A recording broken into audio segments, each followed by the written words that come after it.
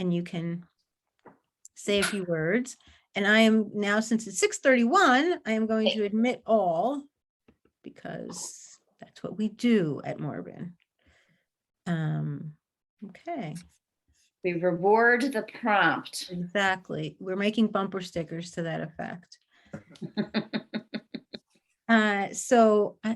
Let me see. Hello, Dana, and hello, Maureen.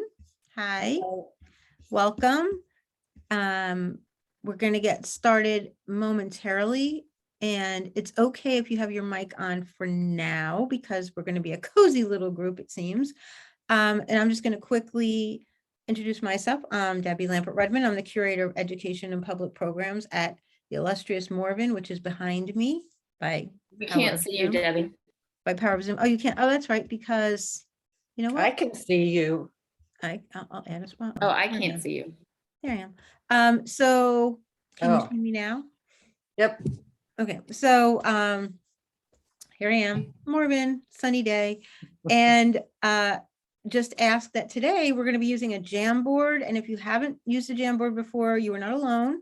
It's a pretty new, fun thing that at Morven we've started to use in a particular application, and we're going to see if it works tonight to kind of spark conversation and discussion. So basically you can either say something, but I would prefer if you write it into the chat, and then I will put it on a pink Post-it note.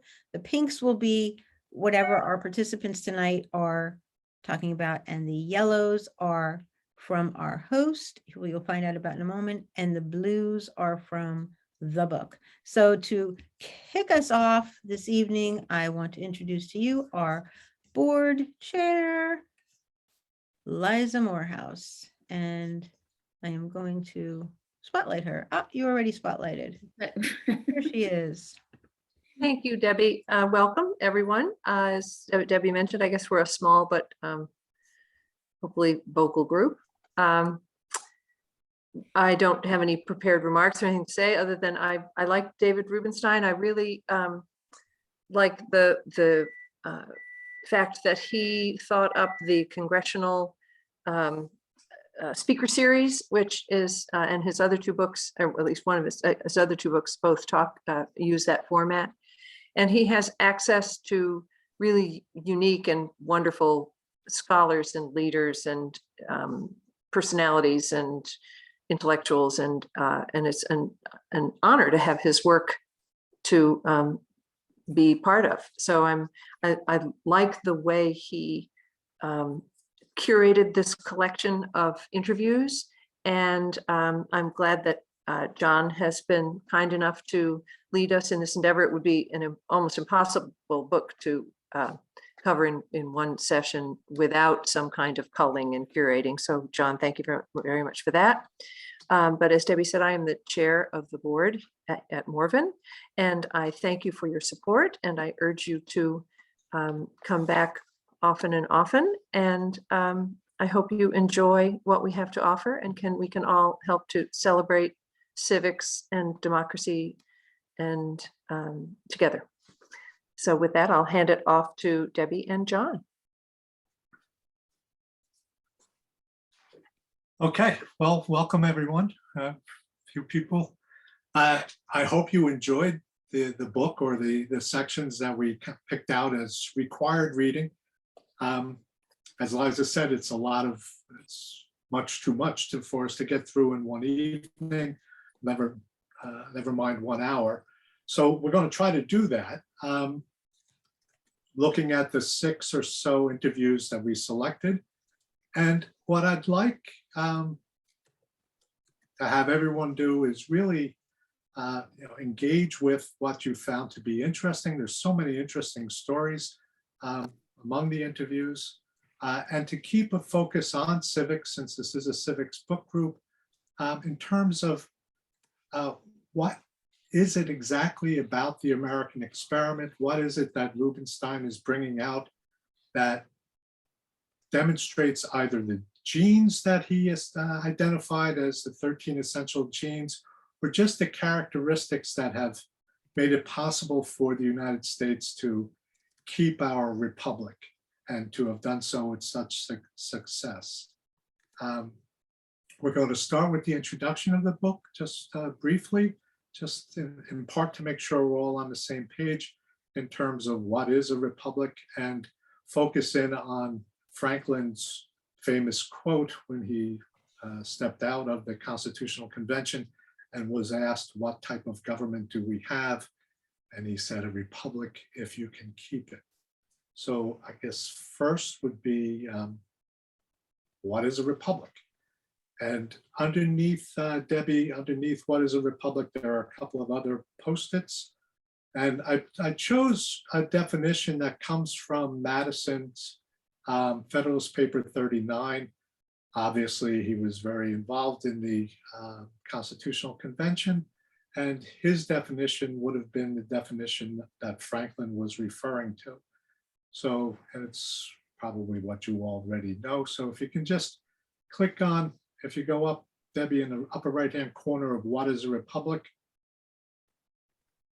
Okay, that works. If you click on the little circles up there in the upper right-hand corner of what is a republic, click on that, the circle, and then order at the bottom, and then send to back. Okay. So there are two things that Madison mentions, and one he says is essential, and that is that the government derives all its powers from the great body of the society. And when he emphasizes, he goes on to emphasize great body as not just a class of people, one class of people, and not just nothing that's inconsequential, but a great body of the society. So certainly in terms of, we'll be looking at suffrage, expanding the suffrage to include, at this time, it didn't even include women, certainly not slaves. So we'll be looking at, what constitutes that great body of society for a republic. The other part of his definition is also underneath there, Debbie, but I'll just say it. It's that the individuals who are selected, if you then just pull that, there you go. The office holders serve for a limited period or during good behavior. Now, you might immediately say, well, hold it, they gave justices of the Supreme Court, for life, but for good behavior, even justices of the Supreme Court are subject to impeachment. So there's always some limit on the amount of time office holders serve. 2 years for our representatives, 4 for the president, and 6 for senators, but no term limits other than on our president, right? He can only serve 2 terms or 10 years as a result of the amendments. Now, the other part of, so, okay, a republic, that's what a republic is. But then Franklin says, if you can keep it. I'd like to hear your thoughts on what do you think he meant by that, if you can keep it? Is he saying that republics are fragile in some way? And if so, why? What is it about a republic that makes it hard to keep? If President Zelensky was here, he's fighting for a republic. But I don't think that's what Franklin had in mind. I don't think he was talking about enemies coming in and trying to impose a monarchy or some other form of government. Any thoughts on why it might be hard to keep? And remember the history of republics, why this is a great experiment, the American experiment, is that republics had not been successful. And republics were not necessarily popular. Even in Princeton, Elias Boudinot, he at one point, I think it was in 1775 or 74, he was speaking out against independence. And part of his reason was because if we become independent, we would be a republic. And to him, that was the worst possible thing we could do. Well, we have a bottom up. John, I've got some thoughts. This is Wesley. I'm thinking both within and without. I'm looking at the first republic in the West anyway, Rome, and it basically crumbled from within. over several centuries, and through all kinds of factors. But I think maybe Franklin was thinking about that. There weren't a whole lot of republics, in the 1780s, in the world. So, Right. I think there's a lot of push and pull from within, through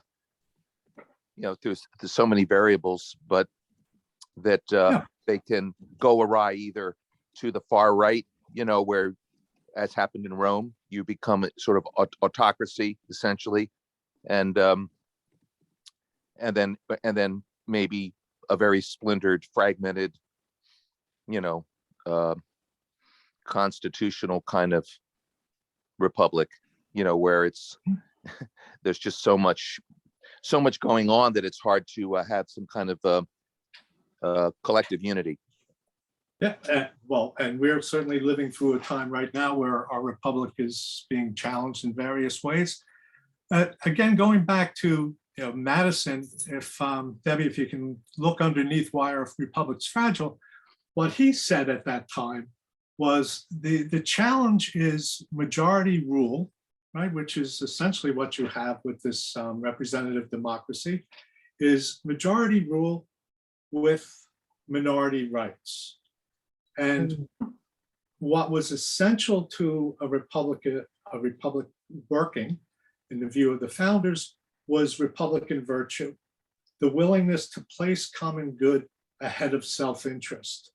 And the worst thing that could happen would be to, what was almost synonymous with the idea of political parties, was to allow factions to arise. Factions being people who were bound together by some common self-interest, and a self-interest that was detrimental to the rights of others. That was one of the challenges. And the other was simply the concentration of power, and that it may be difficult to get people out of office once they are in it. So I think,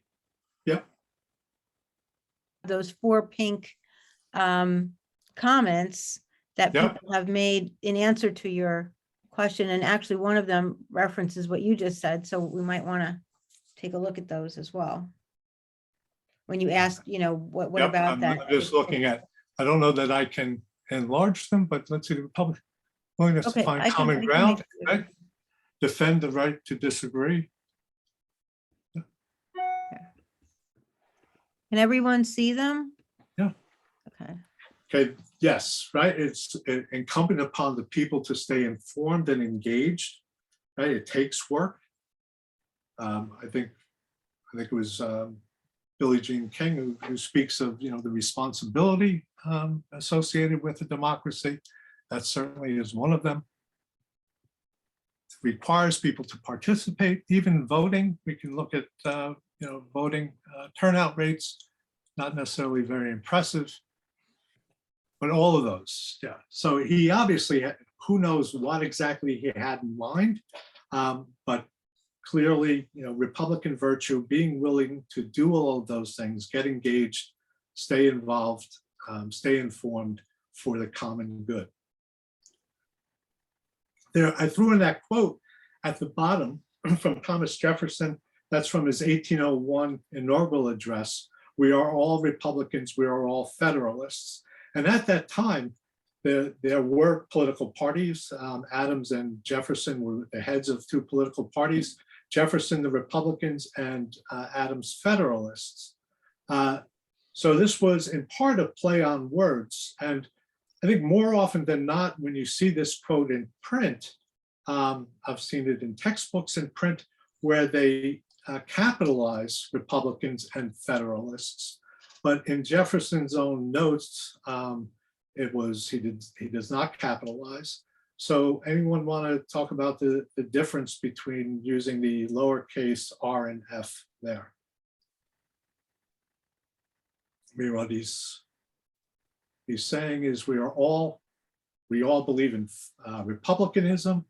We all believe in federalism. So we have a system of Republican government, and we also have the federal system where we have states and federal governments.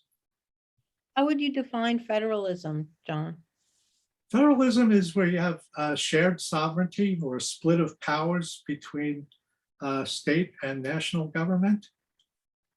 That's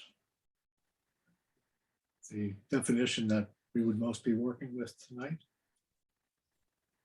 And So is it possible that that comment was going to what one of the other post-it says, that people have to stay informed and engaged? Citizens, individuals have a responsibility to stay engaged in their locale, their state, which we have is what we have now, and also on a federal level. So we are all federalists because we all have a responsibility to the federation as citizens, and also we are all Republicans in that we have a responsibility and an opportunity to participate more locally with our a smaller common group at our state level. right. I mean, at that time, after the election of 1800, it was a bitterly fought election, not like ours, but in any event, it went to the House of Representatives to decide that election. And so the statement by Jefferson was seen as, one of healing the country, but also he later in the inauguration, he went on to say a difference of opinion is not a difference of principle. And these principles, the principle of republicanism, the principle of federalism, was what bound us together. Now, you can disagree as to who should have the right to vote. You can disagree about who is right to hold office. You can disagree about how much power the state should have, how much power the national government could have, but that's all a difference of opinion. We all agree that we should have a Republican government and that we should, a Republican form of government, and that we should have both a national and state governments. So any thoughts about the introduction? I like your note here. How is it that we've kept it and have done so with such great success? Or have we? Yeah, he goes on to say in the introduction, I've tried through these interviews and some of my own perspectives to show how various qualities possessed by Americans, essentially our genes, have produced a series of events that have continued the experiment with this great success. So that's, I think that's what we have to look for as we look into these particular interviews. Okay, so the first one is Danielle Allen on the Declaration of Independence. So what did you find most interesting? What did you learn? Any questions, comments from that interview? We should have a lot to say about us, considering Morven, home of one of the signers of the Declaration of Independence. So looking forward to people's thoughts in this one.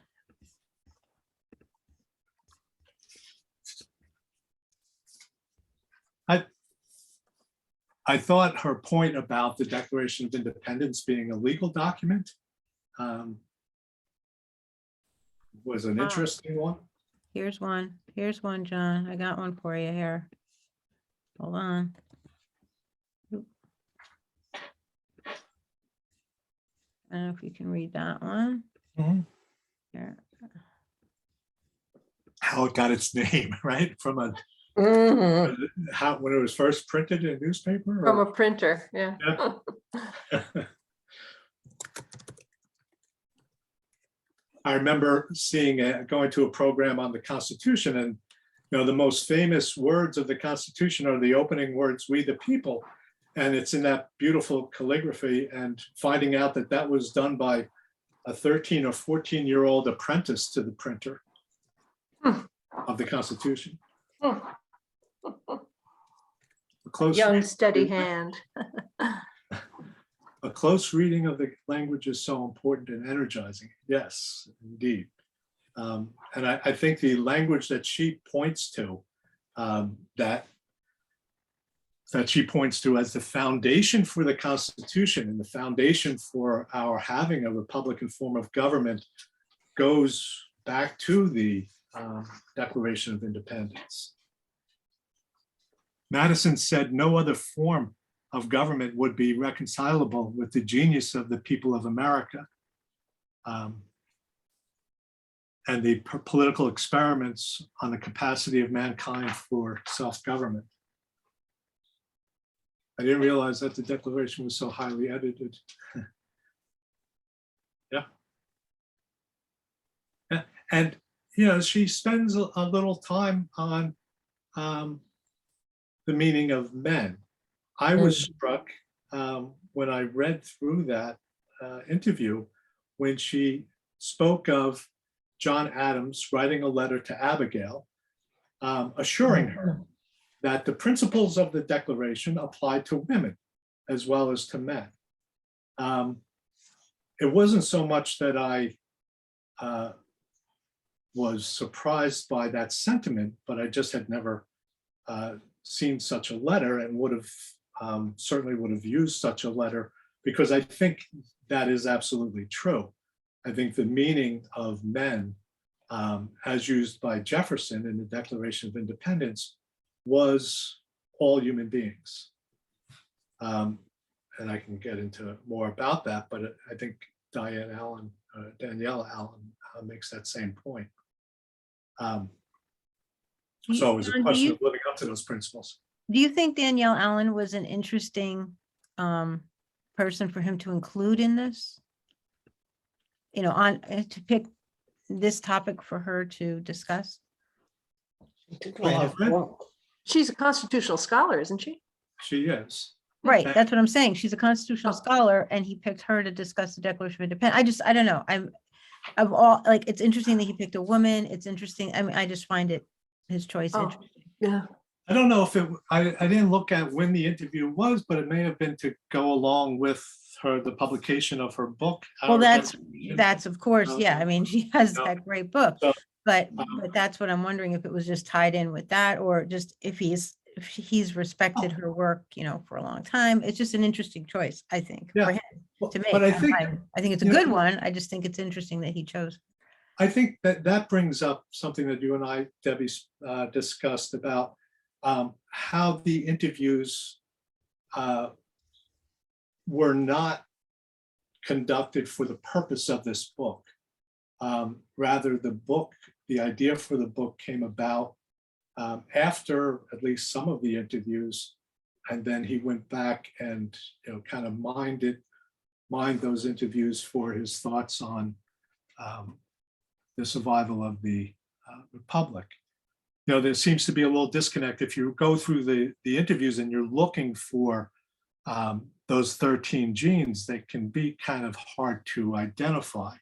But I think if you're looking for more just in terms of the characteristics of Americans that keep the Republic going, it's a little bit easier.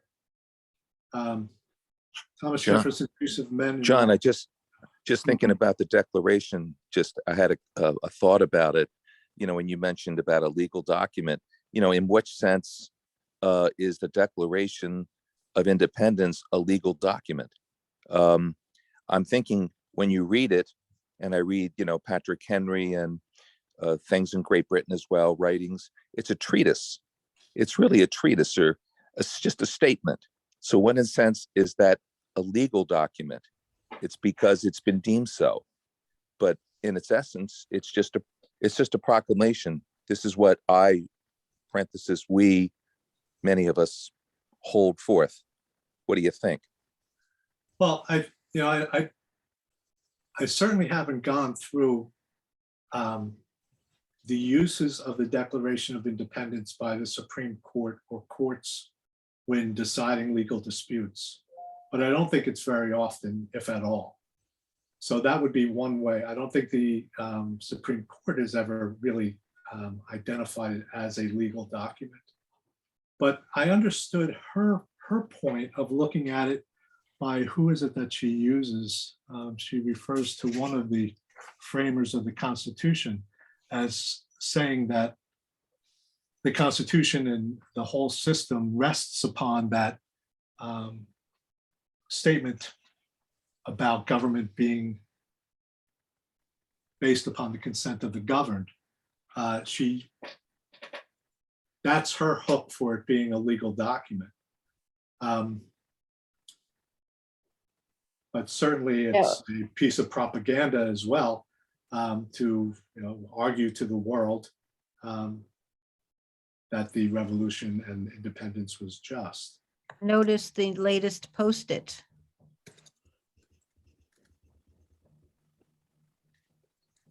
Would you, right? This is the reason for starting the American Revolution, sets the stage for the Constitution. Right.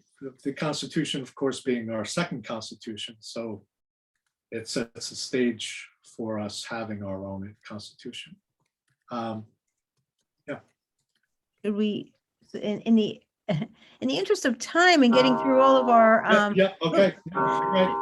somebody's clock is Sorry, I know. gonging, it's not mine. I know. In the interest Okay, of time, we move can on to the back. next one. Oh, holy smokes. Yep. Freedom of the press. How can you have a republic without freedom of the press? Right. The Zenger libel case of 1735, anyone want to speak to or have any questions about the importance of that case? It's 1735, so we're talking quite a bit ahead of the Declaration of Independence, but it really is, in a sense, an independence jury decision. The jury nullifies, essentially nullifies the statutory law of Great Britain as to what constitutes libel. Zenger admitted that he published it, and that should have been enough for him to be held guilty. But instead, the jury decides, based upon the arguments of defense counsel, that yes, if it's true, he shouldn't be punished. And that becomes the common law in at least some of the colonies, at least New York. And and that is an independent common law from that of Great Britain. So in a sense, the colonies are starting to exercise and actually are declaring that there is greater freedom of the press in those colonies than there is in Great Britain. So there's more freedoms on this side of the ocean. So a significant case. And anybody with regard to the whole story, Donald Graham's story of what was going on, there's a terrific movie about it as well, but with the Pentagon Papers and the Washington Post's decision to go ahead and publish them.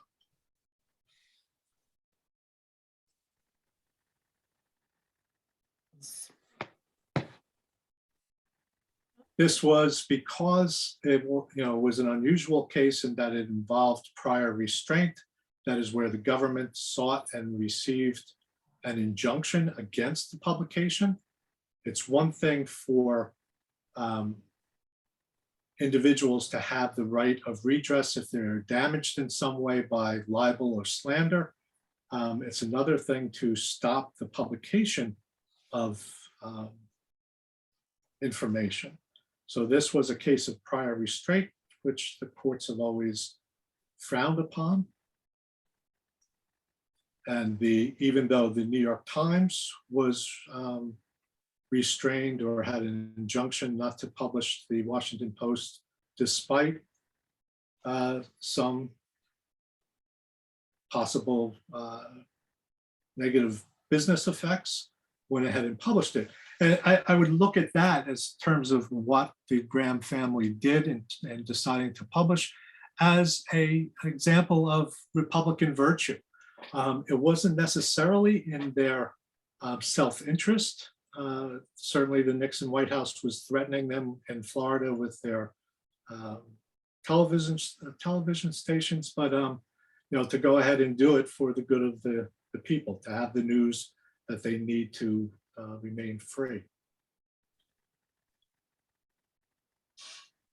James Wilson, right? He was the one. Yeah, the press keeps the politics honest, indeed. Wait, we have more. Hold on. Wait, there's more. Debbie, you By prefer we far- look down at comments, correct? By far, the best part of this interview was the story. Yes, the note cards. There was talking point. I was struck by that also, and I had to wonder what year that was in terms of his presidency. Certainly there is some question as to how his mental health may have been failing. Mm. And if it's true, it isn't libel, right? But that's not necessarily the case in all republics. And we're certainly familiar with that. I would say, if you look at the first 5 words of the First Amendment, Congress shall make no law. That was interpreted to mean that the federal government, the national government, shall make no law abridging freedom of speech. And we should always remember that we live under 2 constitutions, both our US Constitution as well as our state constitutions, and states cannot infringe upon the rights that you have under the US Constitution, but they can give you greater rights. So while we don't have a shield law protecting journalists and their sources from having to be revealed, many states do. So you can have greater protections of rights under your state constitutions and state laws than you do under the federal law. But yeah, that is certainly, freedom of press is certainly one of those characteristics, and this was a good example of how it kept our republic safe. Other thoughts, questions, comments, things you liked about this story? It was a tremendous story.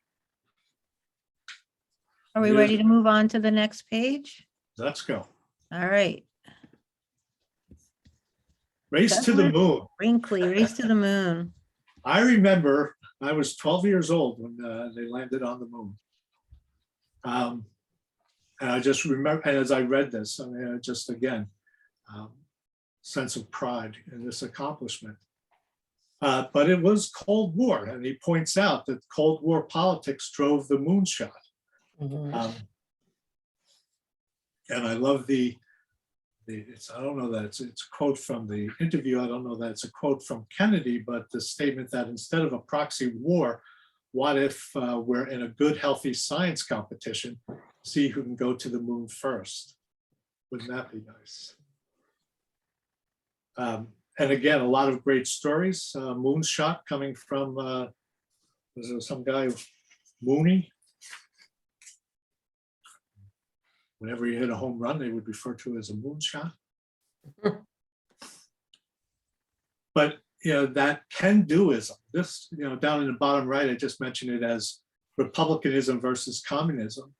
And ultimately, that race leads to the collapse of the Soviet Union. I think a lot about the last sentence of this section, especially in light of the reaction to COVID-19.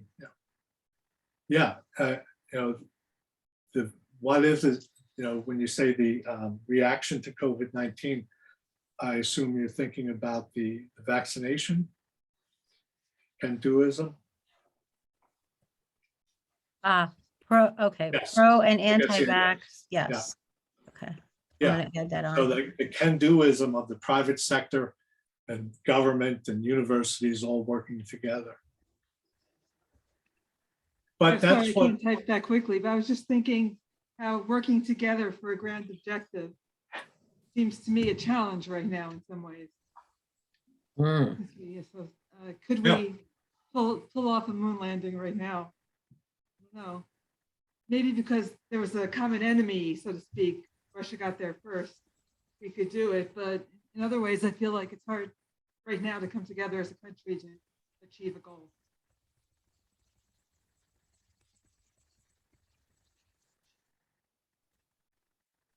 yeah, there's always the, what unifies people sometimes is a common enemy.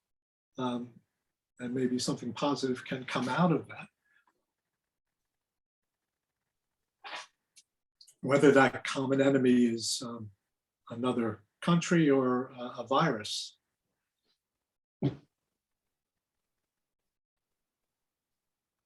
But ultimately, right, when we get to 1991 and the collapse of the Soviet Union, it's Ronald Reagan, the continuation of that space race, his Star Wars program, the idea of where he was actually, leaning more towards weaponizing space with laser missile interception device. But that ultimately drove, the Soviet Union, their economy could not, keep up with what a free people and a free capitalist society was able to produce in terms of revenue for the government and those types of programs. And the pressure that put on the Soviet Union ultimately led to its collapse. So another great story. I love the idea of the question of who was going to be the first astronaut to step on the moon, and what was going to be the famous quote. But just that idea of doing something great, something for mankind, certainly brings out the best of our republic. Other Be thoughts? ready to move to the next Sure. chapter? All right, here we are. This was my favorite in the book. Okay. Why? Why? I listened to this on Audible, and I wish that everyone had heard. I almost felt like we should, play it. It was so interesting, and the conversation was just so, it made everything so relevant to, it just was great. So yeah, that's why. Yeah, absolutely. It's a terrific interview, great information. The expansion of suffrage, right? If a republic is, the greater part or great part of a society, choosing their representatives, certainly this was a big part. I think when we were looking at The Soul of America, John Meacham's book, I think it was Grant who spoke of the 15th Amendment as being the greatest step since the beginning of the Republic. And this is undoubtedly what he had in mind, since it was such a significant expansion of suffrage. Gates is very good at pointing out, he uses some really interesting numbers in how Black men of the South, Southern states, had the right to vote in larger numbers than in the Northern states. And that is the state constitution, state laws control suffrage. Now, in the South, he points out that these Black males had the right to vote as a result of the Reconstruction laws. And that's true, but it was indirectly. The Reconstruction laws required for a former Confederate state, in order to come back into the Union with all the rights of statehood, would have to include in their constitution the right of Black male suffrage. So they kind of had their arms twisted, and on the right-hand side, their laws alone do not change the hearts of the people, and perhaps particularly so when the laws are not passed by their representatives willingly, but rather are imposed, which is what happened in the KKK and other ways to frustrate Black male suffrage. State constitutions, if they wanted to, could expand suffrage to 17-year-olds. I think it was the second Constitution of New Jersey of 1840 actually disenfranchised women. They had the franchise under the initial Constitution, which was most liberal. The impeachment of President Johnson in 1868. At that point, Congress, the radical Congress, already had a veto-proof majority in Congress. So the impeachment wasn't so much about needing to get Johnson out of the way. There was just a lot of hatred of the man. Other thoughts? What did anyone want to talk to what Gates was referring to as by saying the 2020 election was the start of a fourth reconstruction.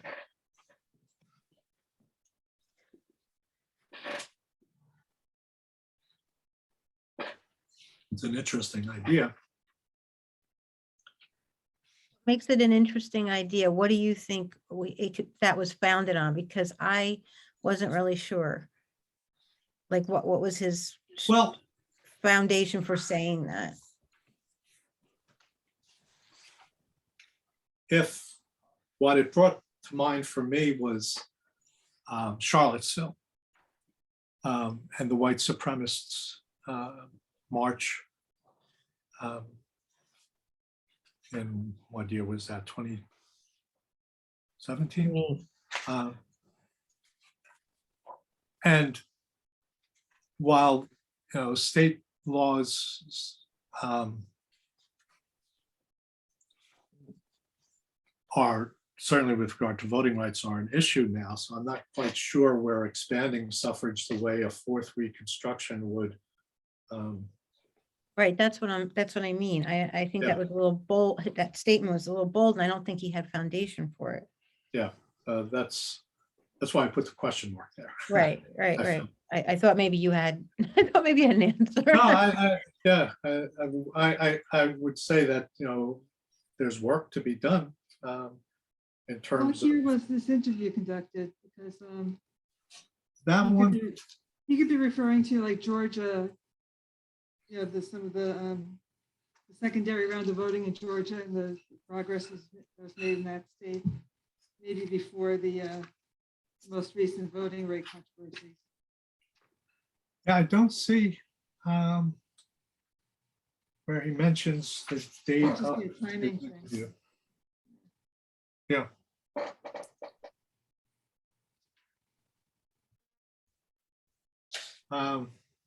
No, he doesn't give a date for the interview. Comment coming up. Comment coming up.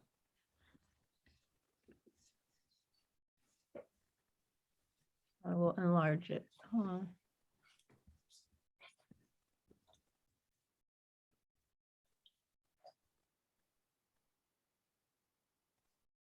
Moves ahead.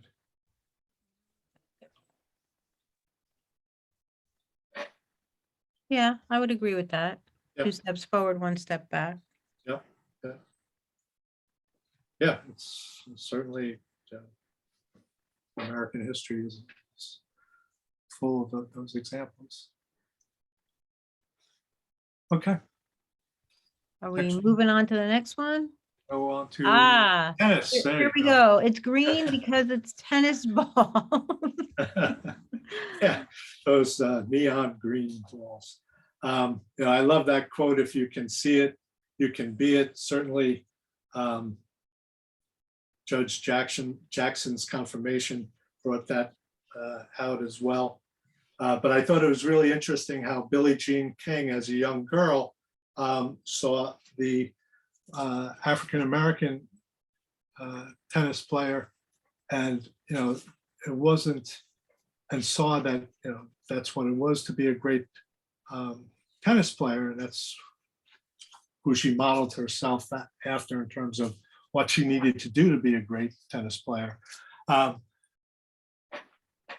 visualization is a #1 technique that not athletes use, and also public speakers. If you can visualize something being a success, Mhm. it will happen for you. So I think she was one of the first to really put a name to it. If you can see it, you can be it. Yeah. And So- someone suggests about her autobiography, All In, is excellent. She narrates the audiobook herself. Good to know. Nice. Thoughts about Billie Jean King? She's amazing. Playing Bobby She was in the Riggs, news not too long ago. 1973. She flipped the coin at the Super Bowl, Yeah, and she was at the Olympics too. and why did she get that honor? I don't remember. I probably do know that because I watched it, but I was just The surprised to see anniversary her. of something. Well, I was surprised to see her in China at the Olympics. So Okay, wait, we have another comment here. Hang on.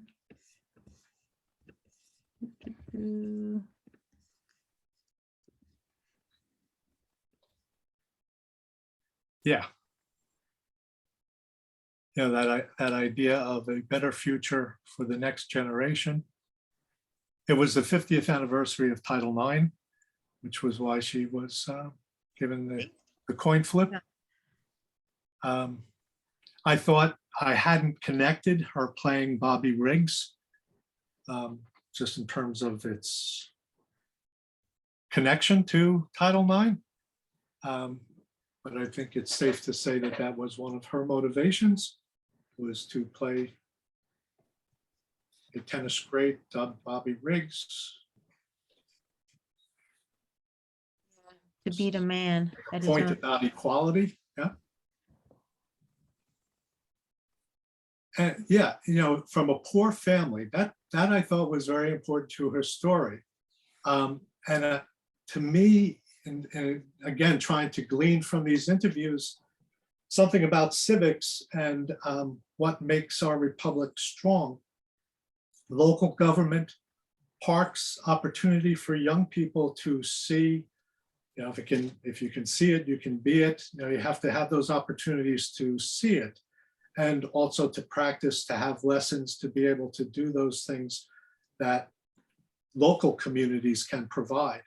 And I think she was the beneficiary of that. Family made sure she took advantage of that. So, and this will work into Justice Sotomayor's interview as well, on just the importance of working in your community to provide those opportunities and to make your community better. Wait, we have another one coming in. Okay. Oh, it's not.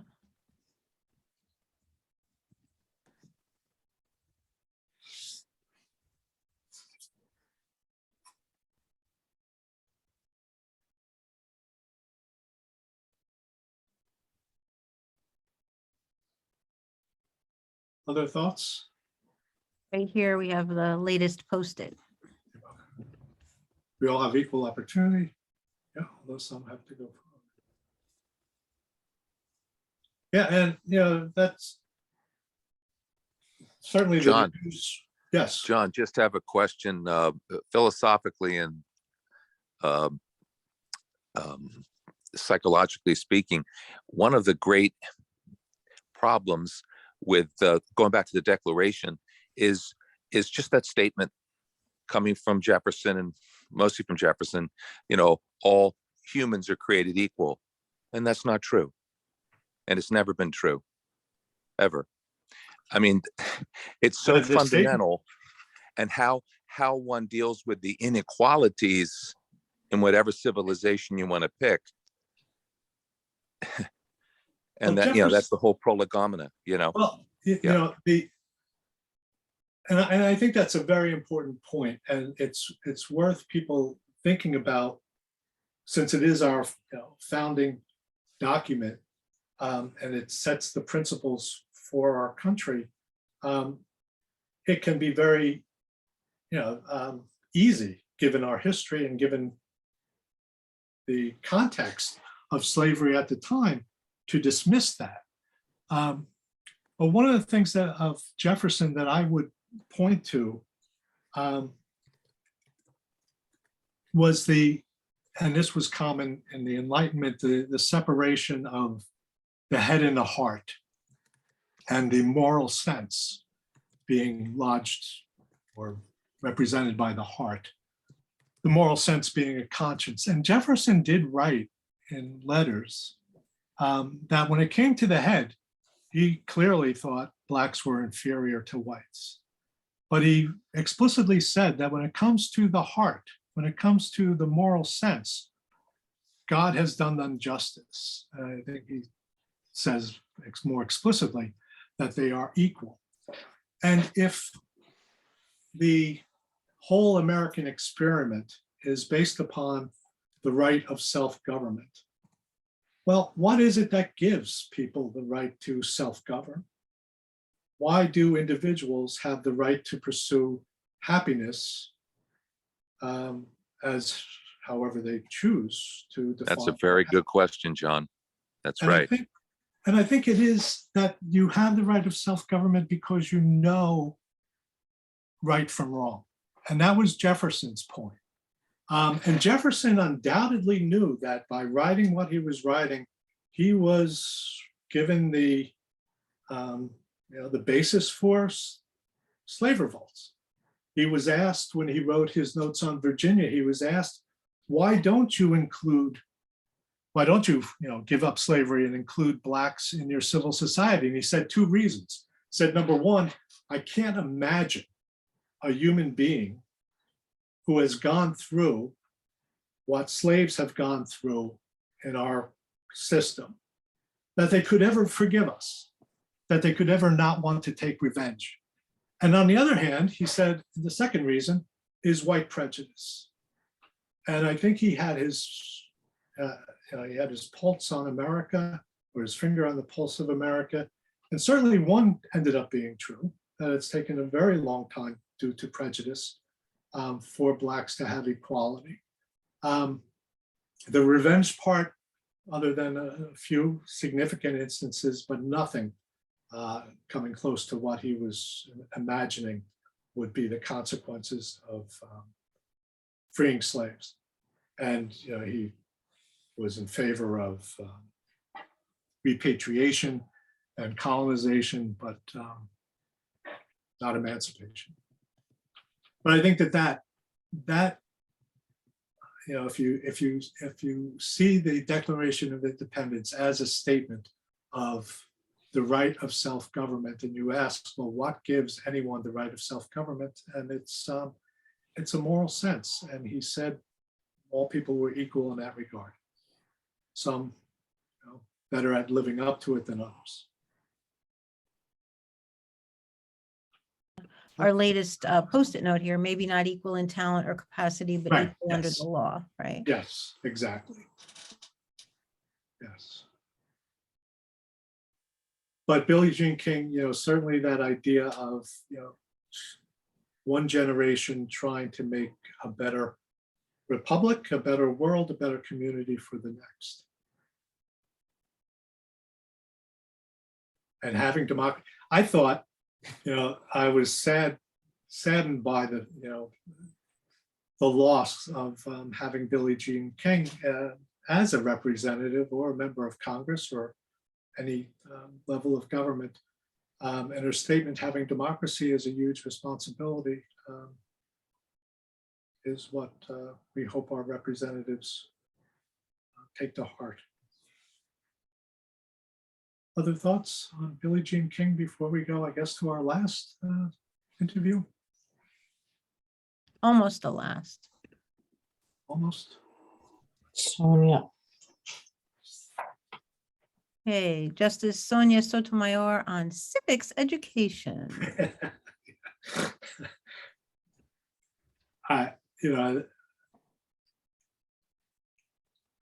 like very much what she says about the work that was done by Justice O'Connor in her retirement. I don't know if it was maybe during the hearings on the confirmation of Judge Jackson, but someone said, or maybe it was in the book, that our judiciary, our Supreme Court is often viewed as the most secretive, but yet they're the only ones who really work hard at explaining their work to the public. And that court opinions indeed have a civic education component. And I put up there on the yellow just two really good websites, one being the Supreme Court's website, but also oye.org, where when there's an important Supreme Court case being argued these days, they often have a live stream of the oral arguments. And you can go back on oye.org and if there's an audio recording of past oral arguments, you can probably find it there to listen to. But most importantly, you have the text of all the opinions. And some of those dissenting opinions of the past, like in Plessy versus Ferguson, 8-1. That won. Justice Harlan ended up being the majority opinion in the 1950s with Brown versus Board, essentially. So yeah, Justice Sotomayor, I thought in that interview there was that remarkable statement that regarding the citizenship test that's in the back of the book in the appendices, that a majority of native-born citizens failed in 49 of the 50 states. Mm. I don't know how many took it, but that's, I mean, did we do the survey, Debbie? Yes, yes, get ready, folks. Are you ready? Ready? If this hasn't already been enough fun, here it goes. I'm going to launch a poll. Get ready, get set to vote. How many amendments does the Constitution have? This is a citizenship question, folks. How many amendments does the Constitution have? Everybody keep your eyes on your own paper.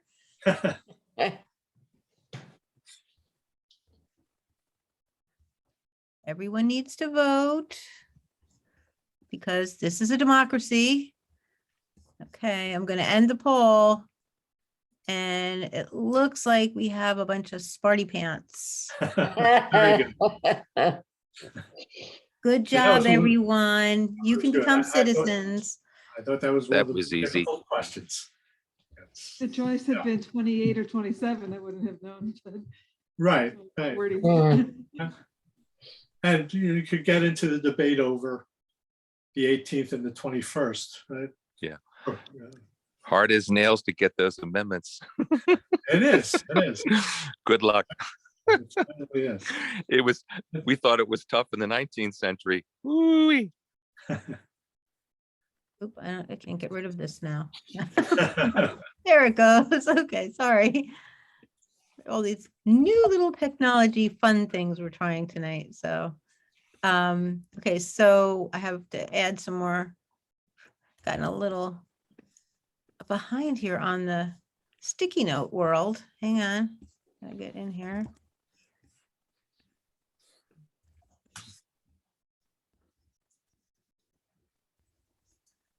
And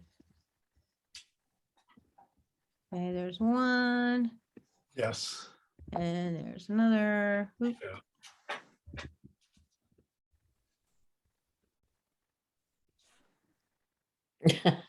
That's funny.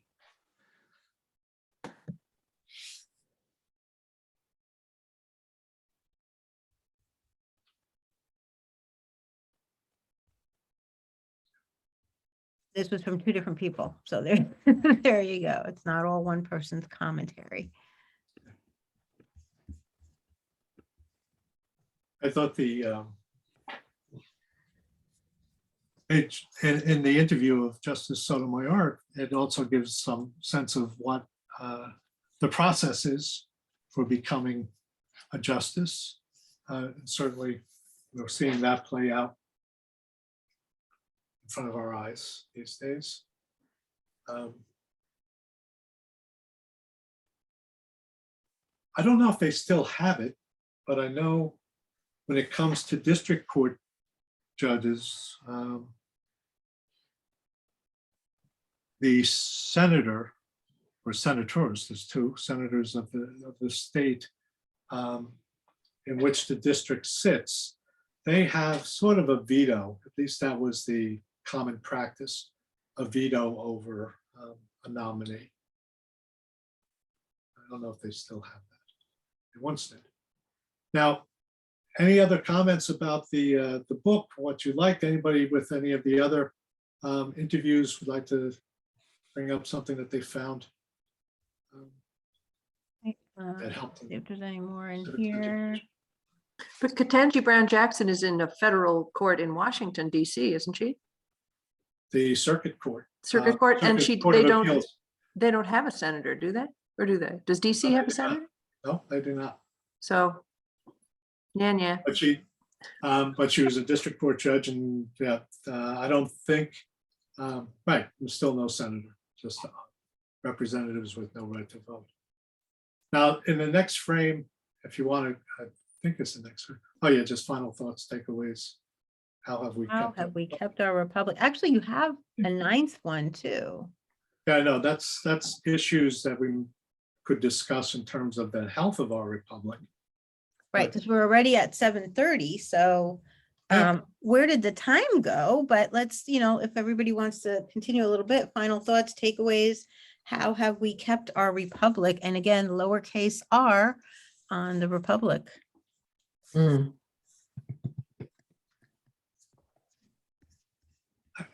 One Been getting thing, been getting really shaky. I Yeah.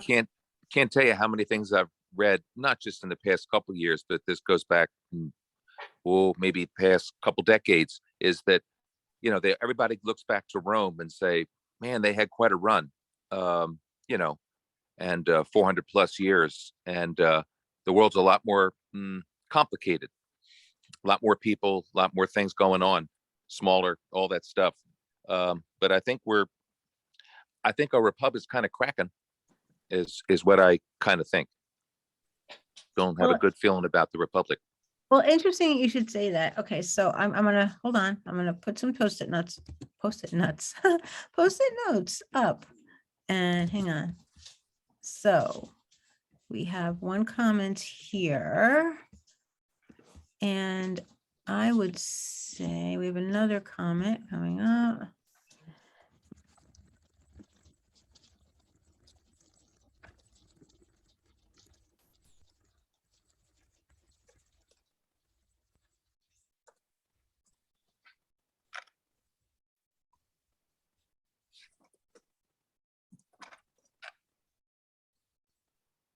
Want to get into some deep conversation. There we go.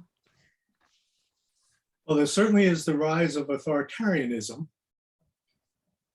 And the China model of combining capitalism with a oligarchy communist state, to the extent that China has been economically successful, that has certain countries questioning whether or not republic is the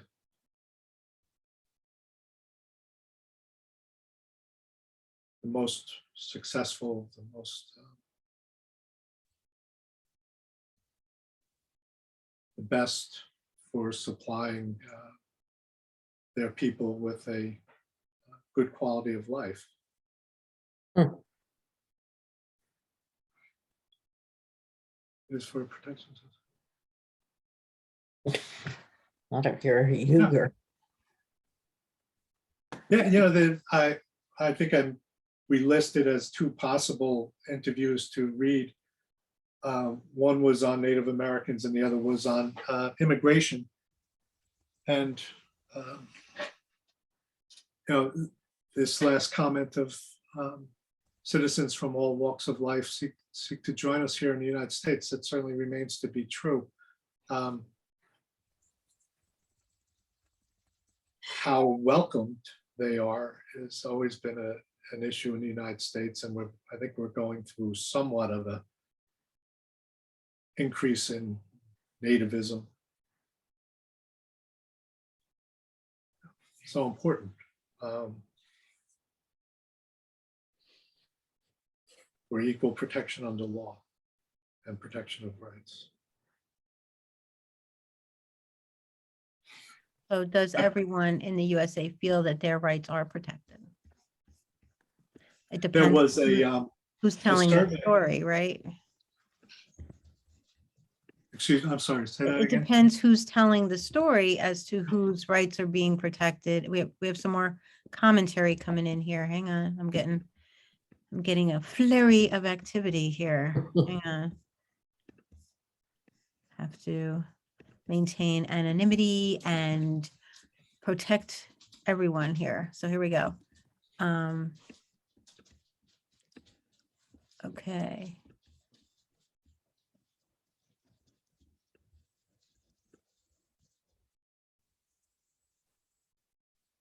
Wow, this is heavy stuff, John. We Oh. look to you for guidance. Well, just in terms of the protection of rights, it just reminded me there was a survey, an article in the New York Times over the weekend about how people feel less free to express themselves. And I think there has been a decaying of our civil discourse. I know, depending upon family members, you might not feel so free to express yourself. It seems there's a lot of difficulty and respect, mutual respect for points of view, political parties. And, Billie Jean King, at one point she says, how did we get to the point where our two political parties are like two sports teams? Mm, Where they're not necessarily thinking about that they are becoming perhaps arguably more like the factions that Madison feared.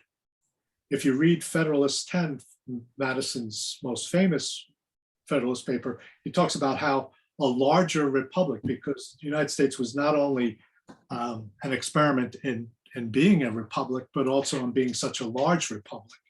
And Madison hoped that because we were so diverse and so large, diverse in terms of geography and population, that it would be very difficult for you to have a majority coalesce around a self-interest that could infringe upon the rights of others. What was the definition of factions? But with the internet, with communications today, is it really that unthinkable that people could find like-minded people who wish to undermine the rights of others? Yes, John, speaking of factions, I think it's very applicable to our two-party system, which has been heavily ensconced for the past century and very wearisome. Everybody, and with the explosion of the internet and social medias, in the past 20 plus years, everyone has a megaphone. Yes. And there's an awful lot of people, Yeah. and almost all of them have access whenever they want to the internet through all manner of devices. So that's a lot of megaphones and a lot of opinions and yelling at each other. Mhm. 24/7. And also it's been commercialized. If you look at things like, all the social media, even YouTube and so forth, they all have advertising dollars attached to eyeballs. And so the louder their megaphone and the more eyeballs, That's right. then they're making money on it. And so it sidesteps the common interest, the common good, the doing the right thing for the right reason, and makes it very mercantile, which is a bastardization of the process. Yeah, and the absolutely endless progression of hundreds, thousands of talking heads, just giving their 5 minutes of paid commentary. Next, absolutely endless. So tiresome. Everybody expounding, nobody getting together, all 2,000 of them and listening to each other. mm, Yeah, I remember when we were reading On Democracy by E.B. White, this one of his essays on the radio.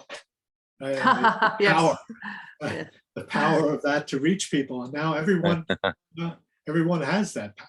Oh, way to Yeah. bring it back around, John.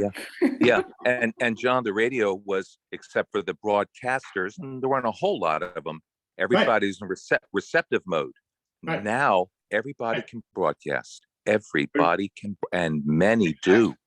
Yep. It's absolutely endless. It is an incredible morass. Yes. Absolutely a morass. Some responsibility should fall on the people receiving the information too. I guess the one Paul Simon has a line in one of his songs: "A man hears what he wants to hear, disregards the rest." I Right. think you see that happening as well. Yes. Everyone's in their silo, right? That's right. Just hearing the echo that Many. they want to hear. yeah, that's certainly a challenge. I think in the freedom of the press chapter, I think they may have had posted for, what is it? Article 230. And, you know, there was the thing about Trump being upset at Twitter, and I think Donald Graham says he wasn't sure if the federal government pulled any advertising from Twitter or whatever social media it was that had Trump upset. But yeah, we have this whole new idea of, or whole new breed of press. Well, what I think is interesting is the several politicians saying that, oh, it's my right to say this on Twitter and Facebook or in whatever without repercussions. And, you know, those are all private companies, which most of the people saying these things advocate for strongly. So, you know, you can't have it both ways. And 230, section 230 protects them, right, from any liability if they remove someone. And I think there's an effort to get 230 reformed in some way to either so that Address the new technology. yeah, some Well, challenge. that's But, part of yeah, the, are you a publisher or are you like a utility? right. If they're a Right. private Right. company publisher, they're not considered a utility, and they can Right. edit and remove. But Yeah. if they're considered a utility, Or just a platform. Right. yeah, so that's And- very different. And law always, trails behind technology. And now with our problems in Congress of getting work done, it's probably going to be even more so. Well, John, this has been so great, and it's 7:43, but I just want to quickly let's scoot all the way back to the beginning just to see how far we've come with this whole Jamboard experiment, as well as Uh-huh. conversational experiment. I think, I don't know about all of you, but I think it's been kind of cool. I hope you've all enjoyed it to a certain degree. But so we started out pretty, light with a couple of pinks here and there, and we've moved on, talking about the Declaration, some more pinks, a little more. Race to the Moon, I thought it would have more going on with that, especially with our new Ma Bell exhibition. Everybody's got to come see. And It's just so then, universally positive, nobody needs to comment. right. I guess that's what it is, right? And then, again, same thing. We didn't really have much to say to argue about with that. Ooh, we got into a lot of discussion though when we went green. We went green and pink and all about women versus men, equality, sport. It just really, that sparked a lot. And again, it cooled a little here because we all kind of came together and then had a little poll, but then bammo, we went, we had a lot to say. And I think, the discussion was just fascinating to me. The book was fascinating to me. I loved hearing the people's interviews because I listened to them, but this was great discussion. And I thank all of you. I thank John so much. And this has been recorded, so you can look at it. I'm going to share it with everyone. But if anyone has any final thoughts, anything that we haven't covered, feel free to shout it out. When is the decision made on the next book? Is it just a couple of weeks before or fairly soon? Because I'm a slow reader, so the sooner the better for me. That is such a great question, because based on our surveys, we're going to send out a survey after this one, and we're going to see what's next, because we were wondering if the book part is as important as the civics discussion part. And so we want to look at this for the fall as to, do we want to have it based around a specific book or based around a civics theme and have conversations. So, I that's think maybe a theme with a couple of articles. yeah, a theme Yeah. with some readings or viewings, look at this video, watch this or read this, and then come together and talk See, because it seems to be that even the books, everyone, you said you're a slow reader. Well, you're not alone. And I think people are scary to try to catch up, or they don't come because they haven't finished it all, or they only read the sections that we suggest. So maybe the and Jill said audiobook is the only way she's gotten through it. But Me with the last book, for sure. if you're in the car enough, that that can help. But so yeah, so we're gonna see. I think there is a need and an interest in the civics discussion, and it's one of our mandates at Morven to try to broaden that conversation. So yeah, we'll see. So look forward to your thoughts on the survey. Let us know what you'd like to see next, and it would probably be for the fall that we'll do this, because over the summer everybody gets so busy and that kind of thing. So Before we go, Debbie, if you want to just go to the last page. you want to expose number 9. I just want to, well, these are, in terms of the health of our republic, these were some of the issues that I have in my mind. We should never just take for granted that we have the best system. It certainly always can be improved. But, perhaps in the fall when we pick up and start reading our next book and books thereafter, we can start thinking about civics. These are all good questions. Yeah. So, Yeah, John, just thinking about what you just said, as difficult as it was for a handful of people, men, with not a whole lot of communication with their home front, so to speak, for those days in the 1770s and 80s to set up, the rudiments of a structured Republican government. It's just showing, set something up and okay, give it a shot. In the scheme of things, long scheme of things, that's a lot easier than it is to, as the decades and centuries go by, and a lot of extra people piling in all over the place in the whole world to maintain some kind of a semblance of republic. I mean, I forget which one of the fathers, probably multiple of them, said, well, just change the thing, and it was the devil for them to make adjustments and changes very early on in the first couple decades. How much they might have imagined, but I don't know if it was written down, maybe Adams did, and and Quincy, and say, boy, I'll tell you, this has been tough. I wonder what it'll be like 200 years from now. I'm trying to make changes. Good luck. Good luck with that. yeah. What would they think of just 27 amendments, right? Absolutely. Yeah. Just in terms of Easier said than done. Just change it. Yes. Okay. yeah, right. Well, without Don't make it too easy. massive revolution, Right. all of our Civil War or France. And that's, and that's why you have, in terms of the Electoral College, you have that grassroots effort, of Right. which, New Jersey has passed a law saying, we'll give our electoral votes based upon the national popular vote once, enough other states agree to do the same. Right.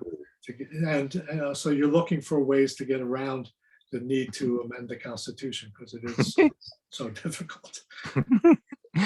Yes, indeedy. Yeah. And I just want to leave with that. According to Wikipedia, there are 159 of the world's 206 sovereign states that use the word republic as part of their official names. And that's kind of what Madison predicted. Everyone would claim to be a republic, but being a republic would be the real work. Yeah, it sounds good, right, John? I mean, you can appeal back to ancient Romana, hey, republic, sounds Republic. good. Yeah. Sounds nice. Republic of blank. Sounds good. Oh, And let's on keep the that, experiment going. and on that note, issues the health of our republic. And here you've capitalized the R. No one has brought that up. So great spot to wrap things up. And I really thank you all so much, and watch for the videos so you can review these with your friends.